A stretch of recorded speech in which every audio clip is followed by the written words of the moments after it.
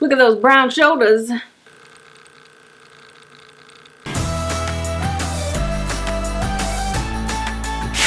Hello friends and family, this is Becky Boat, aka told me group said Dang. Girl, why your face so white? It's probably what you're noticing. I was on vacation to Bali, Indonesia, and I got very tan, and I no longer match my foundation color, so you're just gonna have to bear with me, please. So while I was in Bali, I pre-recorded a video, and that was don't make these dining mistakes in Korea, and I was kind of talking about like dining etiquette, but more along the lines of how you treat someone who's older or more superior than you, like at work, like your boss or somebody like that. So one of you guys brought to my attention that I actually forgot one, and I was like, dang it, thought I had them all. But it happens, we're human. So then I thought about other things, and I was like, okay, well, instead of talking about dining and just talking about ways that you should respect older people, I thought, why not talk about just general Korean dining, because that was something that was quite shocking for me when I first came. Now, what is that one that I forgot, you might be asking? Well, that is, if you're at dinner and there's an older or more superior person to you, like at your job or something, or business meeting or whatever, then when you drink your alcohol, when we all come back, then you need to drink it away from them. So you need to turn your head and drink away from them, or you have to cover it with your hand like this. It's just one of the ways that they show respect. I know you might be thinking it's a lot, but also don't let that stress you out if you are here in Korea and you're going on a business meeting. Like I say a lot, as long as Korean people know that you're trying to learn their language and you're trying to respect their culture, if you make mistakes, they'll teach you.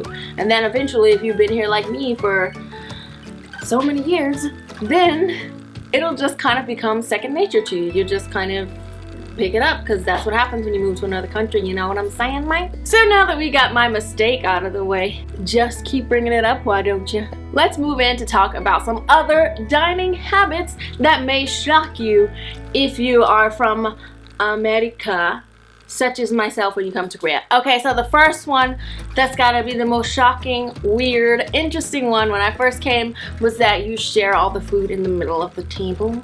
And it took me forever to get used to that, because especially when you're at the work dinners or at the business meetings, or you're meeting people for the first time, you don't know these people, and then all of the side dishes are in the middle and everyone uses their chopsticks to grab out of it. They eat off the chopsticks and they grab it again, and that is not something that we're used to doing in America, but it's something that is quite common here in Korea. Almost every meal, if you're going to have Korean food, I guarantee you, y'all gonna be sharing side dishes at the table. So you just gonna have to prepare yourself now. And the next things were just shocking, because I don't know if we just have really strict table manners, but when I'm little, there's all these rules like don't put your elbows on the table, and don't chew with your mouth open, and don't make sounds, don't slurp, you know. But all those things are okay in Korea. The second one that was kind of shocking. What? The second one that I used to always get yelled at about at the table when I was little was that you do not reach over someone else's plate, right? So I'm person A, person B is there, the salt is way over there by person C. You don't just reach over and get it, right? But in Korea, it's perfectly fine, because, well, there's never really salt at the table, but there's side dishes spread out everywhere. So if you need a side dish, it's okay for you to just kind of reach like this and pick up a side dish with your chopsticks. And chopsticks are a bit longer than like a fork, so maybe it gives you a little bit more reach. But that was one thing that was so shocking. Like, people were reaching over me and I was like, what is happening? It took me a while to get used to that, but I did. So the third and final one, and this one was the biggest and hardest one for me to get over, and that was making eating sounds. And that's because, you know, in America, when you're little and you make too many sounds, like, or slurping your soup, you know, your mom's gonna be like, stop it, don't do that, making Simone Bowen. They say your whole name, that's how you know you're in trouble. But in Korea, if someone's eating and they're making noises like slurping and all kinds of things like that, it means that they're eating the food deliciously. So when people in Korea see somebody slurping food, they are like, wow, that looks delicious. I want to eat what that person's having, because I can hear him all the way over here from the front door. Thank you. That was something that always intrigued me, like how the same situation, depending on where you were born, really determines how you react to it. That's just such an amazing thing to me. I don't know, it's so interesting, and it just goes to show you just how arbitrary culture is. Like, one of the things I hate, okay, tangent time, not related to dining at all.